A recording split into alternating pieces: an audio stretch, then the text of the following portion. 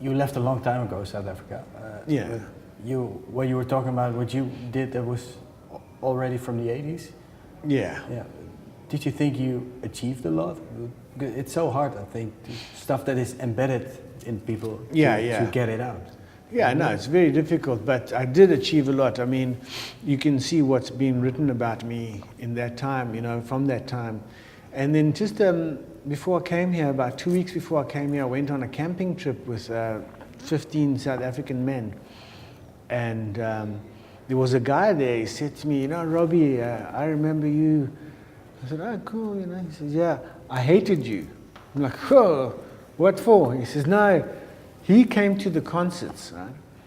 And he saw me shouting at the people and telling the white people this and that, and you know, and he's like, who the hell do you think you are? He hated me. But then when we started playing, he was like, wow, good music.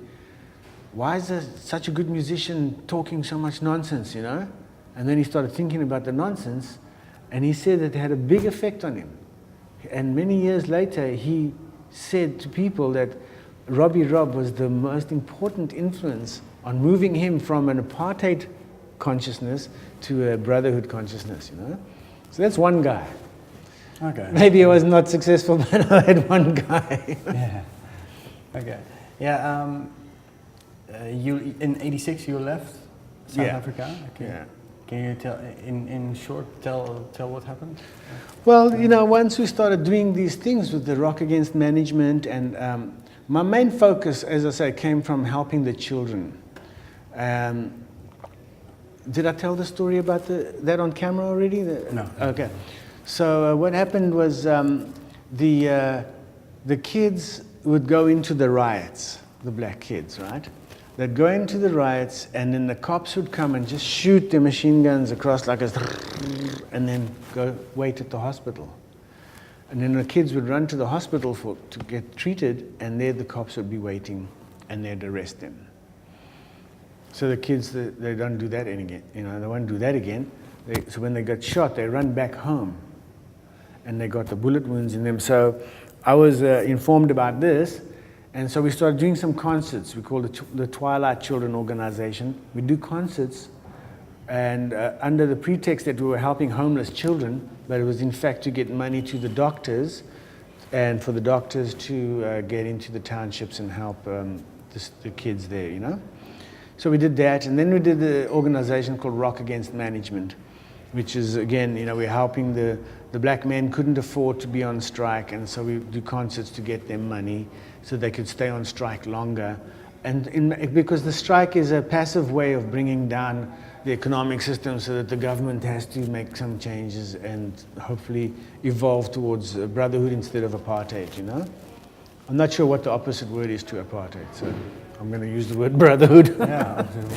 But yeah, so we were starting to do a lot of things like that, you know, and also because of my message on stage, we started very quickly attracting the attention of the, you know, the security police and the undercover guys, and then one of my good friends got imprisoned, and 3 days later he was hung. And we know that he had no intention of committing suicide because, in fact, in my house, I had a wall like this, and I could lift this out, and he had all these hidden documents in there. And 3 days before he died, he wanted some of these documents. And they'd come to my house, taken them out, and taken them to him because he was happy to go to court. He was not intending to commit suicide.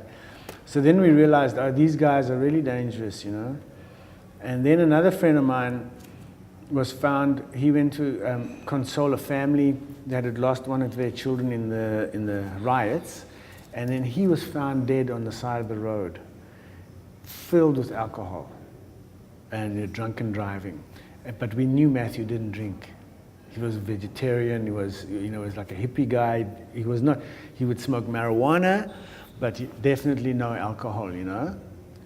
And you know, maybe he would have some wine, but the point was it was getting dangerous. And then we got caught in a forest one time, the band, the three of us, and these guys beat us up. I got away. I was so lucky. But they beat my bass player up really badly, smashed his cheeks, and he had to go for surgery and all kinds of stuff. And I went and reported it that night. I ran straight to the police station. I said, hey, no, this is happening. And the police came there and they took statements and they did all this, And so then when we wanted to get money from the organization where this event took place on this forest, there was no record of this in the police records. And so then I realized that we were really in trouble, And all the time I was speaking to Amnesty International. I said, what must I do, I mean, something's going to go down here, And some of the people in Amnesty International said, look, our connections in LA, they said, no, you know what, you should just leave. You're useless in jail. You know what I mean? Just get out of there.